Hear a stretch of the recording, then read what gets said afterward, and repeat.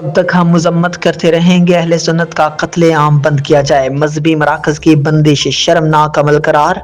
आपको बताते चले, फास्ट न्यूज 96 के चेयरमैन चौधरी इरफान सिंधु की रिपोर्ट के मुताबिक मौलाना साहब ने तंजीमात अहले सुन्नत के इजलास से खिताब करते हुए शदीद अल्फाज में हुकूमत और मुतल्लिका इंतजामिया से मुतालबा किया है कि कब तक हम सिर्फ मजम्मत करते रहेंगे। अब वक्त आ गया है कि अहले सुन्नत अपने जायज हक और मजहबी आज़ादी के तहफ़्फ़ुज़ के लिए फैसला कुन इक़दाम करे।